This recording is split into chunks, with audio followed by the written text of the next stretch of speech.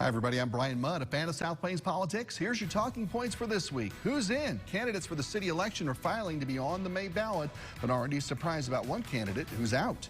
And if you're out for a walk with your four-legged friend, there's a new law about what you can and can't do to keep yourself out of the doghouse. From the studios of KAMC Television in Lubbock, your local election headquarters. This is Talking Points with Bryan Mudd. Thanks for being with us. Also this week, putting the mess in messaging. Elected leaders have tough jobs, folks, sifting through all the things we can't, don't, or won't.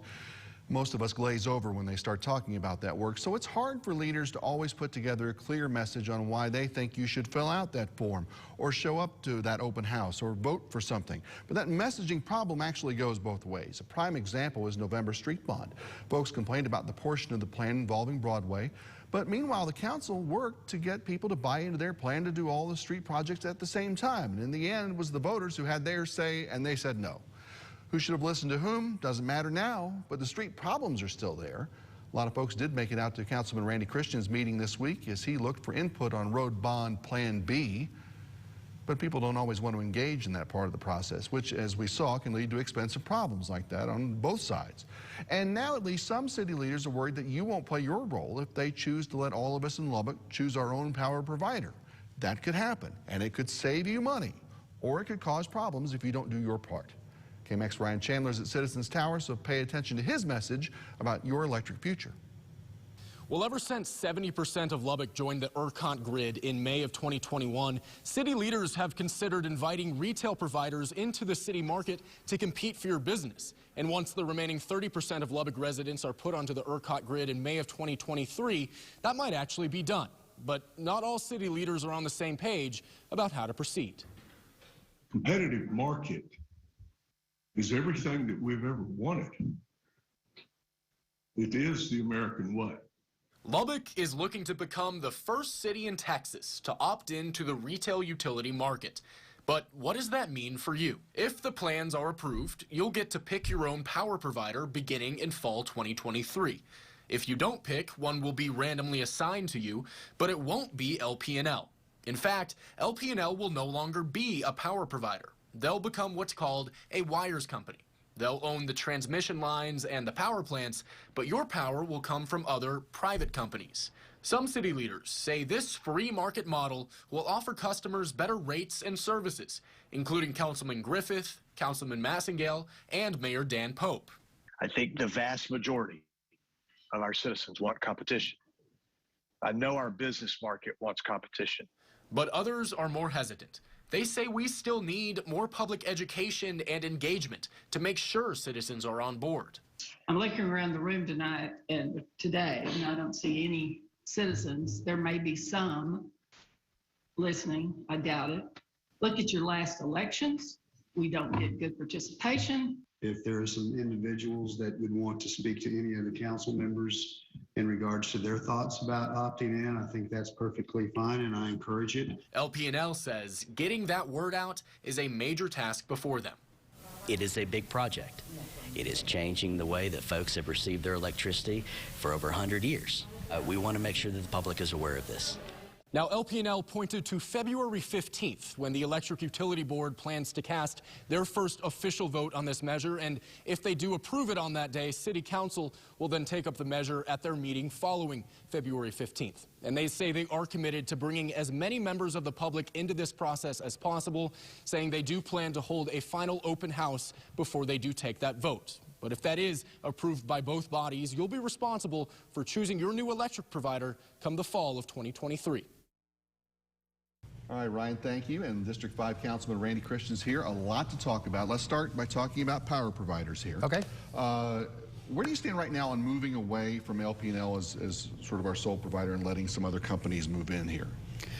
I've always thought that was a very good idea. And even our citizens thought it was a good idea because it was 2008 or so. Most people don't, but our citizens actually petitioned the governor of Texas to try to get saying we want competition. Well, this is competition on steroids now. Yeah. When you have a chance, so I'm all for. I think it would be great. How much of a process will it be now for people to physically make the choice between providers? Will we have to do a lot of homework as far as that goes? I don't think it's going to be as cumbersome as some people might want to think it is right now, and I don't want to downplay that. Yeah, there's going to be some homework, but it's like a lot of things you apply for. Whether you're ordering something online, hopefully when you go online, there'll be a logical step 1, 2, 3, 4, 5 to get you through that process. But there'll also be some other aids, it gives some information about who the players are going to be. But I think the pre-launch, if you will, education and information to our citizens is very vital. Any downside with something like this? Heavens no. Are you kidding me? Are you As he bangs the drum for the whole thing, yeah. Yeah, you really, no, I'm punting on that one. Yeah. No, I think it'll, of course there'll be some, but and I think what part of it will be is getting understand the process of local service as well, not just getting your provider, but local service should be, probably shouldn't see a lot of difference. Yeah, and then that's my next question. What happens to LP&L at that point? Well, they become the mechanics of the deal, and as opposed to collecting the money for the service, they're going to be actually servicing the service, so to speak. Will this sort of transition to these types of things save the city money, or is there a cost involved with this? Well, it should be very good for LP&L over time, and it's hard to believe since you're talking about putting money in another provider, but we're going to get transmission fees. It's true. And then a lot of people don't understand that. So, we're still, these providers are still using the infrastructure of LP&L.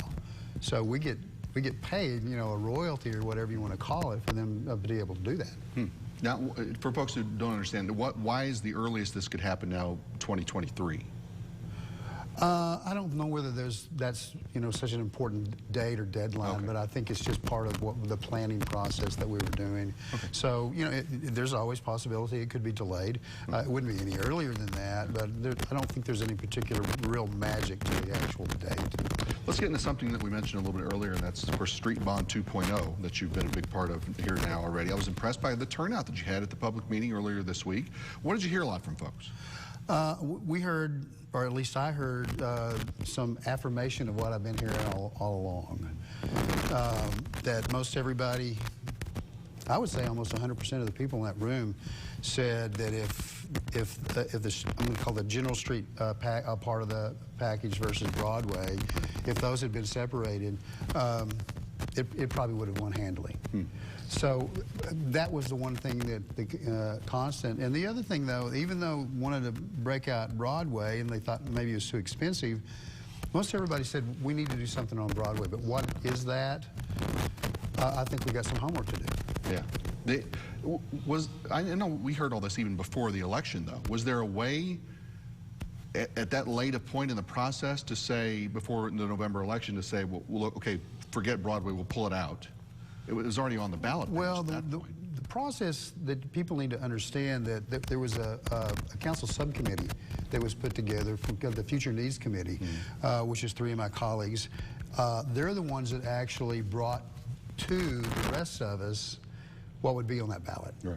So that's the process. So once we looked at that, and I said, well, my colleagues think this is going to work, so let's try it.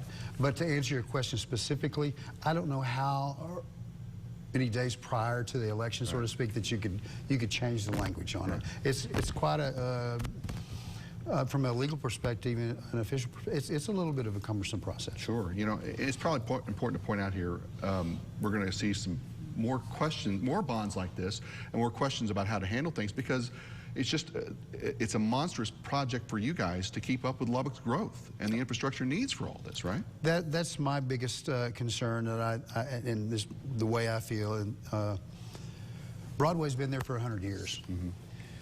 It could probably be okay for another 100 years. We just have to live with the bumps and the bruises. But the other one is really so vitally important to keeping up with the growth like you talked about. If you look at those 12, there was 13 including Broadway, 12 was on the package. But those are so important. 114th and Quaker, these are safety issues too, in my opinion. So that was what I was wanting to try to do, is get some sense of we need to make this happen. how we're going to make it happen, when we're going to make it happen. There's still some questions to be answered, but everybody agreed there was nothing on that bond package that doesn't need to be done, but how do we get it done? The final seconds we have here real quick. What's the fastest we could get a new bond package back up to a vote? You could do it in May. You could? Oh, yeah. There's no question about it. I've researched that, and it could be in May. But this particular one couldn't, then you couldn't do it till November. So those are the real dates in regards to how it's financed. Okay. All right.